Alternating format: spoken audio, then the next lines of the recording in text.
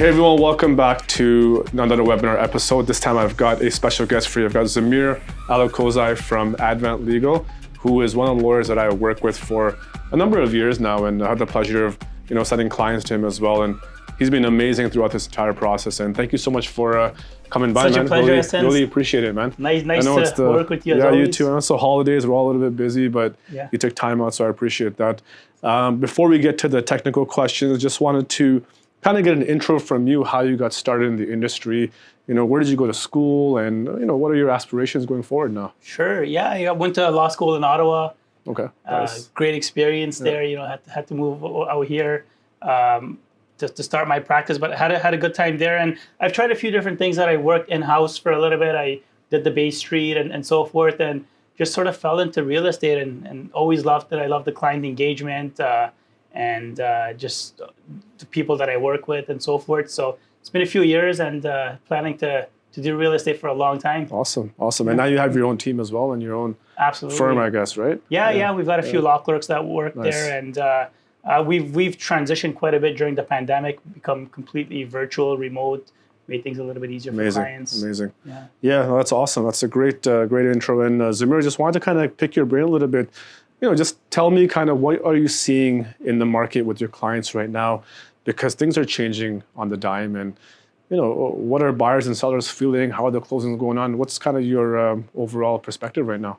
Right now, we are finding a lot of the closings that are happening are new builds. So people who had made decisions to purchase a property several years ago based on market conditions at that time. Now the market conditions have changed. So we're seeing a lot more people trying to back out from some of these new build deals, and us negotiating either some sort of release based on a deposit being released to the builder, or in other cases, just trying to find ways out of deals on technicalities, right? And again, this is where I really like to work with USN, because you make sure things are done on time and deadlines are met, which is quite important in sensitive times like this. Because if something is signed, let's say even a minute after the irrevocability period, then that's a basis to be able to walk away from a deal. So these are things lawyers are looking at quite a bit now, and it's very important to work with your realtor, to work with a lawyer as early in the process as possible, just to make sure you're achieving what you plan to as part of the closing. Right. No, for sure. I 100% agree. And with that topic, like with the developments and builders right now, are you finding that things that we were seeing before where I think builders were a bit more strict in terms of the closing process? Are they showing a little bit more flexibility in terms of, maybe reducing the price or whatever they can to help the deal close, right? What are you seeing in that sense? Right. So a number of things are considered when we're negotiating. For example, if a person, I'll give you one example, actually, one that I'm working on right now. So I've got two clients. Both of them have purchased a new build property, which is to close shortly. And one of them had come to us, and we sent a letter that we traditionally send out for new builds. And we asked for all the amendments, like capping development fees, which is a municipal tax that's charged on new builds, capping other levies and allowing for assignment and so forth. And then the other person didn't, like most people, I would say the vast majority of people that buy new builds during that cooling off period, they're just talking about whether they actually want the property. Right. They don't actually have a lawyer look at it. So in this case, one of them is paying, $30,000 in development fees, and the other one is paying $1,000 because we managed to cap that for them. So for them, that's actually a big basis for why they want to walk away. What the relationship the lawyer has with the builder's lawyer, sometimes with the builder, how many deals they do with them, and a number, just overall atmosphere, are a lot of people not able to close because of certain conditions. All of that being considered, we're able to negotiate different things. I mean, it always depends on the specific situation, but there has been cases where we're able to negotiate a reduction in the purchase price or a mutual release from the deal or something like that. But, it's always important to keep in mind that when you do sign these deals and they are firm, you should assume that you're obligated to close that unless something different occurs. Yeah, I think we had a situation a couple of years ago with the pre-construction, and it was a condo. And I remember my clients, I told them that you have those 10 days, the cooling off period, to do your due diligence, talk to a lawyer. And they kept holding it off and off and off until I brought you the file myself. And I said, can you take a look at it? and the development fees were not capped, actually. And you said we got to cap them. We sent to the builder right away, and they capped it. I'm just thinking, like, what would have happened if we had closed and they were not capped? These guys would have been hit with like a who knows what kind of bill, right? And so they were really thankful for that. But those are some things that I always recommend when you are buying a new build. Just get your lawyer to look at it. You have that, the opportunity to talk to someone like Zamir to take a look at the contract, the agreement. I mean, we're not going to read that. We're not educated enough to read those terms and languages where Zamir is, and he can kind of catch any of those red flags. And speaking of red flags, some things that I've heard recently, I don't know if it's true or not, but I have heard it happen a little bit, is builders maybe increasing the price on closing. Is that true? Is that happening now? So generally, the rule is you want to look at the agreement. They can have clauses in there if there's a certain increase in cost of labor, if there's increase in just things, material that they're using for building.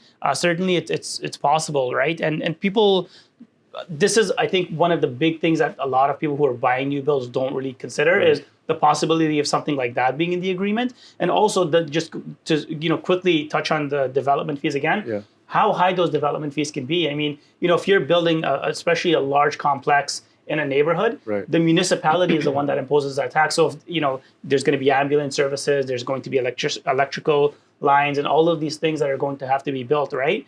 What that may have costed 5 years ago may be completely different now. And it is in a lot of cases. So that can add quite a bit as well. But these are things you have to look at the beginning.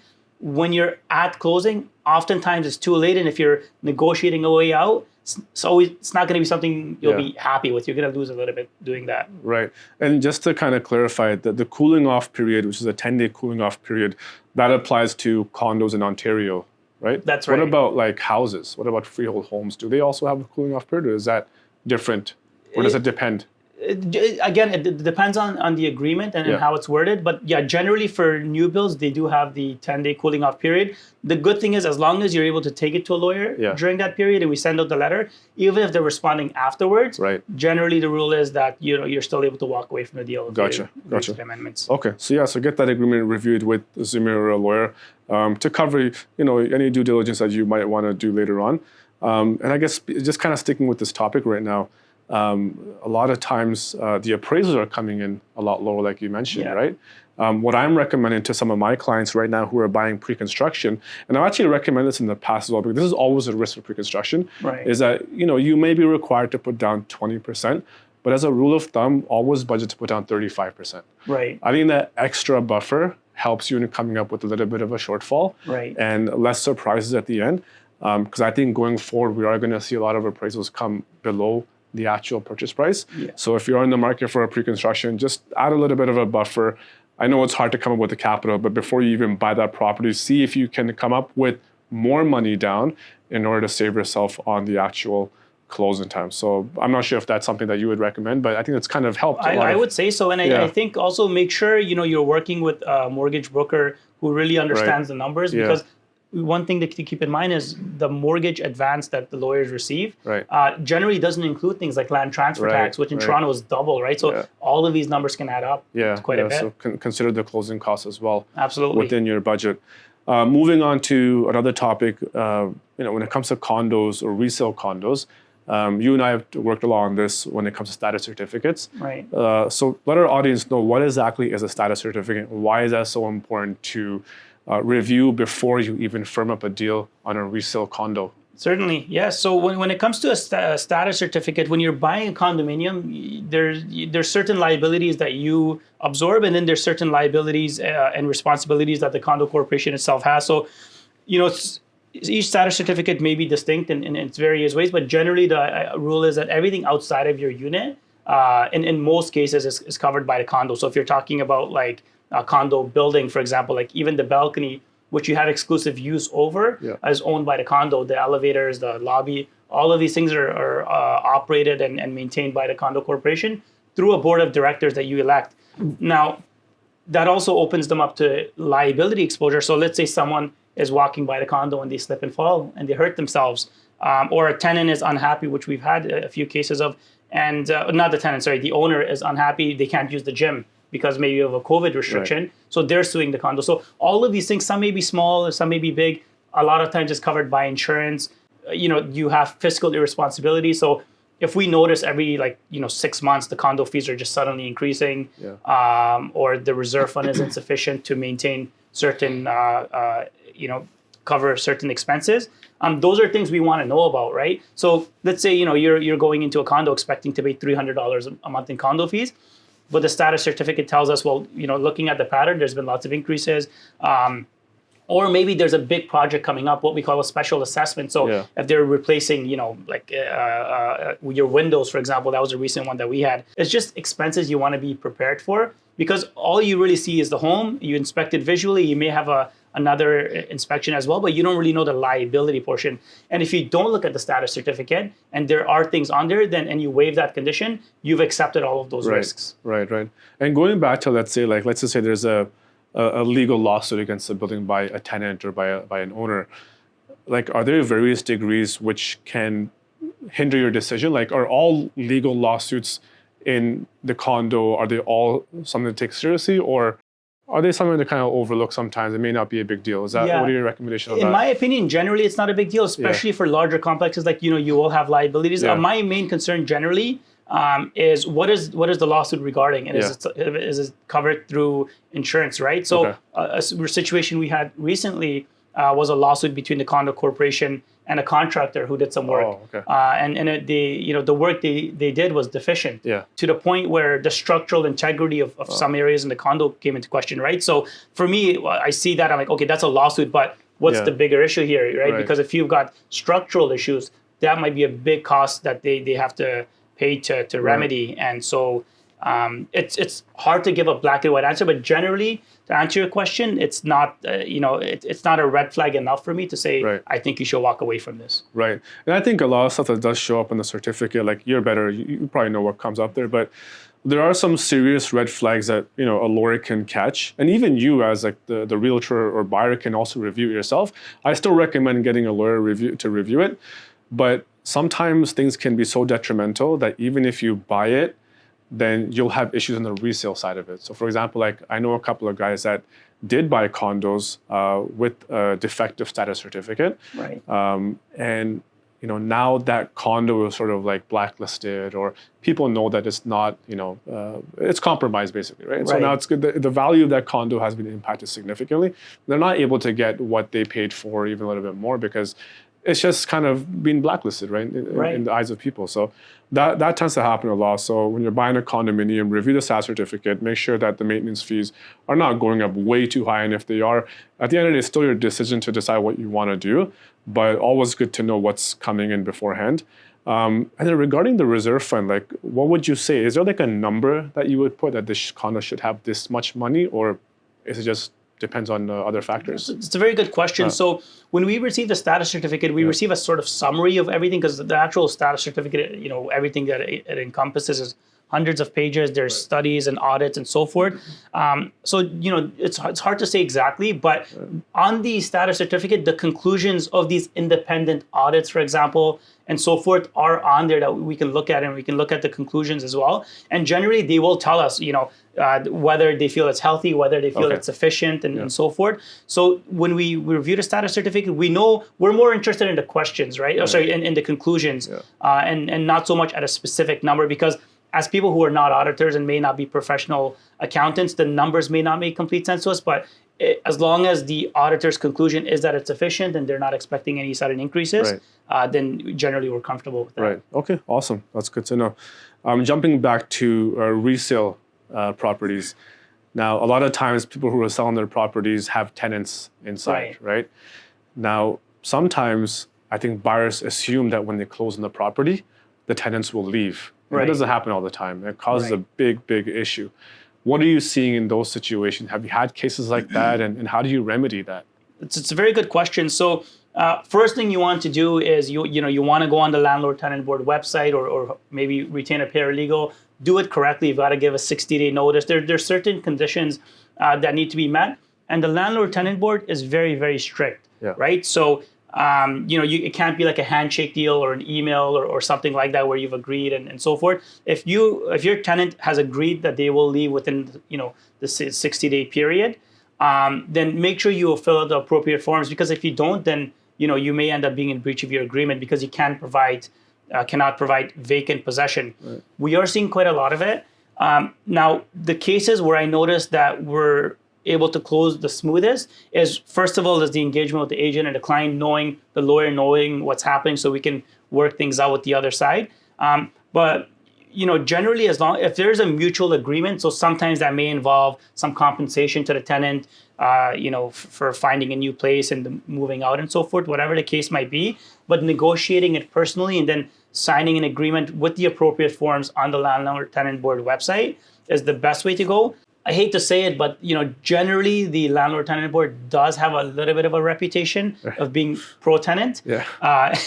And so You're underestimating that. maybe just a little bit. And I used to do landlord-tenant board cases Right. years ago when I first started practicing law. I'll tell you, it's members of the community who are Right. often engaged with a lot of these tenants. So even on the smallest technicalities, or even some effort by the tenant to make things right, generally the member, which is what we refer to as the judge in that case, Right. will defer to the tenant and just give them an opportunity to be able Right. to transition out, Okay. in an easy way. But Right. make sure you follow all the steps. Yeah, no, it's always a difficult situation, especially with what you hear in the news about buyers, being out of pocket because their tenant is still living in the house after the closing. Right.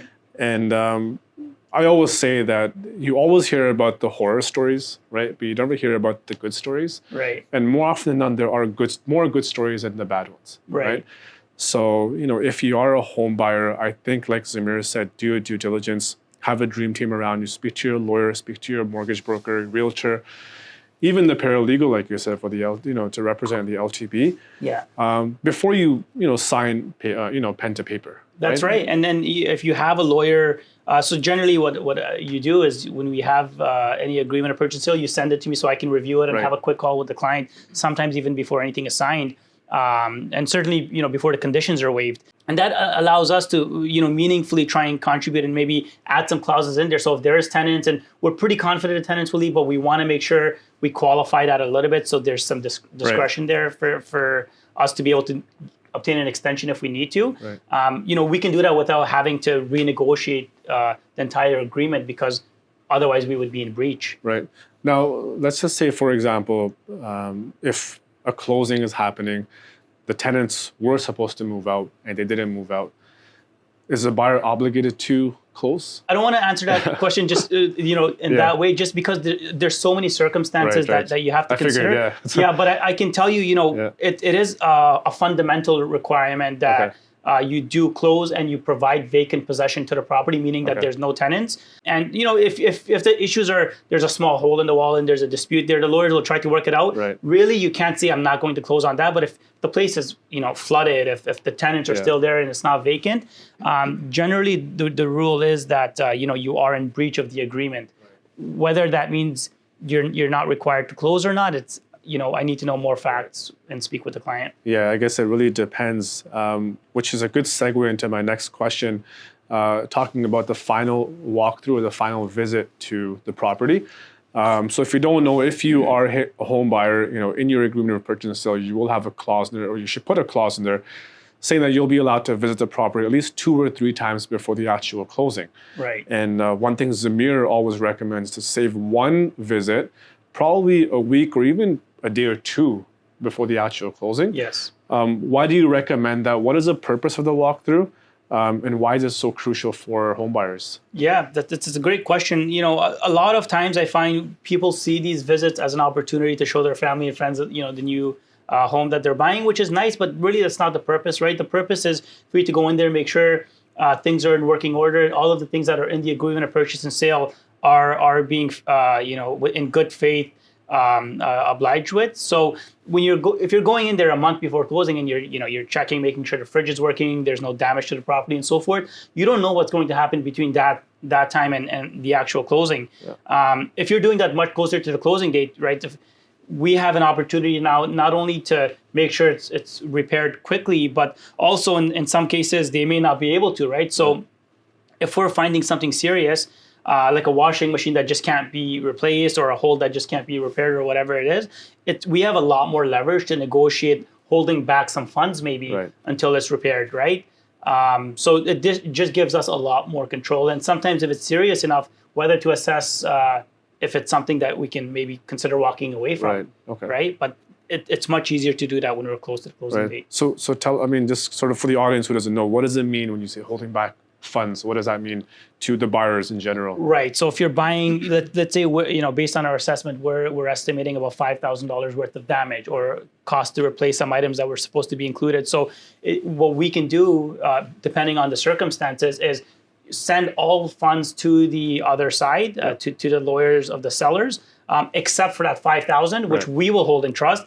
Once they can show us to our satisfaction that those issues have been remedied, then we can release the balance to them. Or if it's not released, we would generally have an agreement where we can use money from that holdback that's been held back to do the repairs ourselves. Right. Switching over now to, I guess, sellers and buyers. But if I have a property that I've listed, for example, and I've sold it, right? The buyer has his conditions in there, financing, inspections. He has a right to do that by all means. Right. But he has 24 hours, or I would say one business day, to bring over his deposit to my listing brokerage's office. Yes.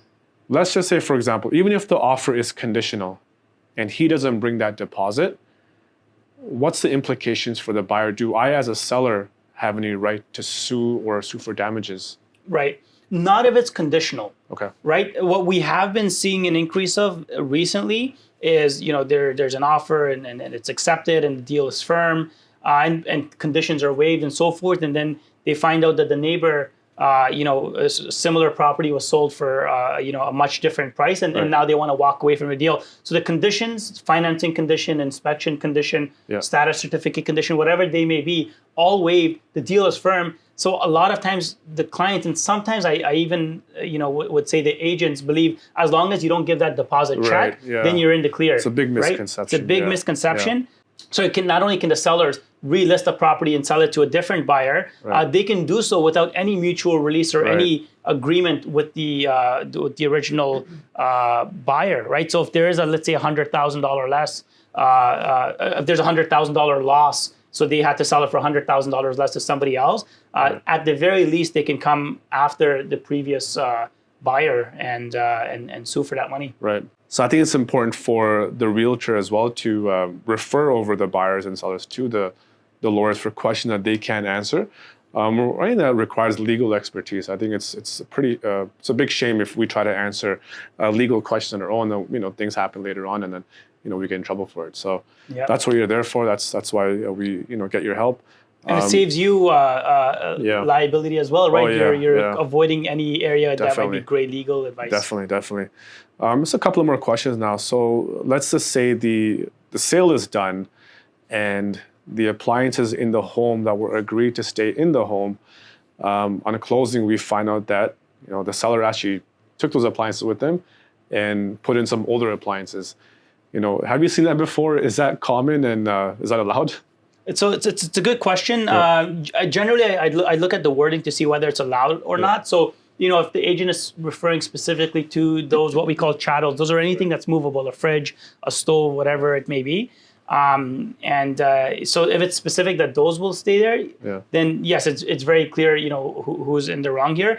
If it's not, there may or may not be some discretion. Really, the main thing that we're looking for is it in working order, right? If it's an expensive appliance, I would suggest actually including a brand name or something. Now, what I always recommend to my clients is during those visits, so if you have 3 visits, one, you can go a little bit early on, but the other 2, or if it's just 2, then the other 1, do closer to the closing date. But if you're going there on your first visit, or if you're going there on, when you're first putting an offer on the home, and you see certain chattels there, you want to take pictures. Even take pictures of the serial number if it's not too inconvenient. And again, like you mentioned earlier, right? Speak to a lawyer. Make sure you are understanding what you're signing up for. Now, something like this, it's hard to not close based on this. Yeah. However, you can reserve your right. So if we believe that they are in the wrong, even after closing, if we're sending a letter to the lawyer and so forth, and it's not getting us very far, you can proceed and make a small claim request and go from there. Okay. And let's just say the appliances are working on that final walkthrough, but a day after your closing, the dishwasher breaks down. Is there any recourse for the buyer at that time, or is that it? Generally, the wording that's used, the standard wording that's used, it doesn't survive the closing. So anything past closing, it would be the responsibility of the new owner. I always recommend just, if it's, especially if it's a newer item, try to get warranties and so forth. Usually they have it and they don't mind giving it to you. It's easily obtainable. Okay. But yeah, in most cases, it would not survive past closing. Okay. No, that's amazing. That's some great answers. And I guess the last question I had for you right now, just in general, what are some advices that you give to home buyers and sellers right now in this market? Like generally, what would you advise them right now going forward with the new market that we're seeing? Right. It's a good question. We try not to advise too much specifically on the market. I think you probably do a much better job of that than I would. But for us, it's really just things to watch out for, right? So are you sure that you have the financing to be able to complete this? And if you are looking at a new build, what exactly are you signing up for? What are some costs that you aren't seeing very clearly on the agreement of purchase and sale that may be coming up at a later point? Right. The market conditions, I'm happy to chat about just generally, but specifically, you probably could give a better answer to that. Yeah, no, I was more referring to like just from a legal standpoint, like what would you advise, to clients? But that sums it up really good, because I think at the end of the day, we're there to protect the clients. And I think, Zamir, you hit on the nail on the head where you talked about the dream team. I always love having these guys on my side. So the lawyer, the mortgage broker, the inspector, and even, if you have an appraiser or a bank that you're comfortable with, right, get them all on your team to understand the whole deal in its entirety.